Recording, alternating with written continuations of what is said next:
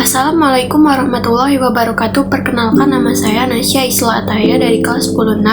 Nomor absen saya absen 27. Hari ini saya akan membuat tugas sosiologi mengenai partikularisme kelompok. Pengertian partikularisme. Partikularisme adalah suatu sistem atau pemahaman pribadi yang mengutamakan kepentingan individu di atas kepentingan kelompok, baik dalam aliran politik, ekonomi maupun kebudayaan yang mementingkan daerah atau kelompok khusus. Beberapa pengertian dari para ahli yaitu Craig Storgi.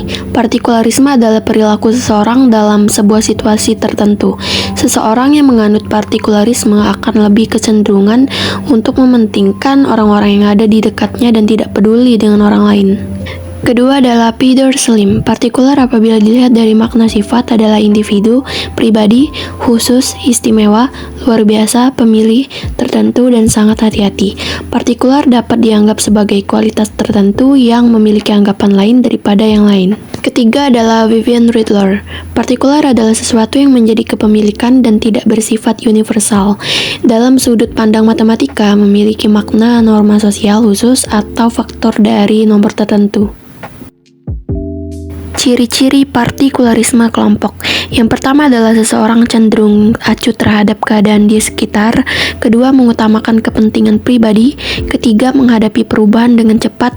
4, mengedepankan teknologi. 5, cenderung mengedepankan pemikiran rasional dan logika, dan sebagainya.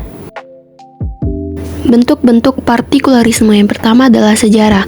Seseorang yang menganut atau tergabung dalam kelompok partikularisme biasanya dipengaruhi oleh kejadian di masa lalu yang pernah terjadi kepadanya.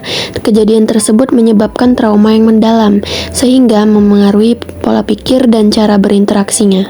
Kedua adalah multikultural. Adanya persamaan budaya dan adat istiadat juga menjadi salah satu bentuk dari partikularisme.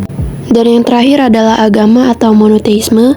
Partikularisme ini berkaitan dengan ketuhanan yang berasal dari dua kata yaitu mono dan theos.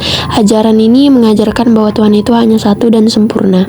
Tuhan merupakan pengendali segala hal yang ada di bumi dan langit. Hal yang berkaitan dengan ketuhanan dapat didekati dengan cara ibadah dan berdoa. Contoh-contoh partikularisme. Yang pertama itu adalah etnosentrisme. Etnosentrisme adalah perbedaan budaya Amerika dengan kultur lainnya ketika berbicara. Kedua adalah rasisme.